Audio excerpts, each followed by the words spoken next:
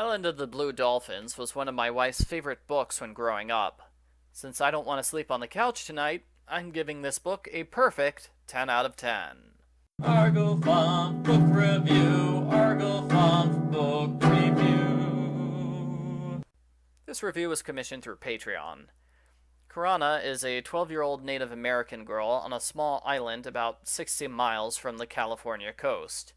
The story begins with a Russian and some Alouettes landing on their island. They ask for permission to camp here and hunt sea otter. Tensions mount over the next few weeks. The Alouettes try to leave without warning so they don't have to pay anything. When the natives stop them, they only give a quarter of what was agreed to. A fight breaks out, and most of the men are murdered, including the chief. The island has a hard time rebuilding, and the new chief sails east to find help. After a long delay, a group of white people arrive by ship to take everyone to safety on the mainland. Karana's young brother Ramo is left behind. She jumps overboard and swims to shore to help him. Ramo likes being quarantined on the island. He declares himself the chief and sneaks off alone. He is quickly killed by wild dogs. Karana sleeps on a high rock that the dogs can't reach, and she makes weapons. Winter comes, ruining her hopes of being rescued. Her hopes are further dashed when she tries going to the mainland in a leftover canoe. It springs several leaks, and she's barely able to return to the island. She builds a secure home with a fence and a storage area to keep the dogs out. She knows the best spearheads are made from the teeth of a bull sea elephant. She goes to the elephant area. Conveniently for her, two bulls get into a fight to the death, so she doesn't have to kill one of them to get the teeth. She is injured so badly it takes days for her to return home. The dogs try to kill her along the way, but she takes refuge in a cave. Fun fact, this cave was discovered in real life in 2012. Karana makes her weapons and attacks the dogs. She smokes them out of their home and shoots an arrow in the leader's chest. She finds it almost dead 3 days later. Surprising herself, she takes it back to her home and nurses it back to health. She names the dog Rontu, and it spends the rest of its life as her loyal pet. Rontu helps her manage her extreme loneliness. About halfway through the book, the narrative becomes more disjointed as the years flow together. The chapters become more like unrelated standalone stories, whereas previously there was a loose overarching story of fighting the dogs in revenge for her brother's death. The wild dogs fight with Rontu, and Karana turns two birds into pets. She spends a good deal of time plotting to kill a squid, which is known to her as a devilfish.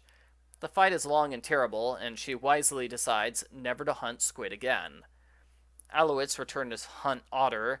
Karana hides in a cave most of the time, and she strikes up a type of friendship with an Alouette girl. But they leave again, and she's left alone. Karana nurses a wounded otter back to health, and years later, when it has children, she decides to no longer kill animals unless necessary. She loses track of time. When Rontu dies, she captures his son and makes him into a pet. There is a terrible storm, followed by an earthquake. Finally, some non-Alouettes arrive on the island to hunt otter. They make Karana a dress and take her with them to the mainland. The end. Postbook follow-up. As the author's note indicates, this is a true story. A woman lived on the island by herself from 1835 to 1853. She died soon after reaching the mainland. Historians disagree on what exactly happened after she landed, when her story was immediately sensationalized in the national news. In the author's defense, that's not part of the book. Since this book was written decades before the internet, the author must have done an insane amount of research, and it shows. Consider me impressed. The language is purposely terse and simple. Readers are told what Karana does, but rarely get told how she feels or what she's thinking. This is unusual considering that she's the narrator. It gives her a stoic, detached attitude about everything. It works well because she's totally cut off from other people. The book has some flaws. As I pointed out, the story becomes disjointed about halfway through. Some people think the book perpetuates negative Native American stereotypes. Some readers will find it repetitive how Karana adopts multiple types of animals, and I'm certain that plenty of kids who read this book for school found it to be incredibly boring, as there are no characters or running storylines.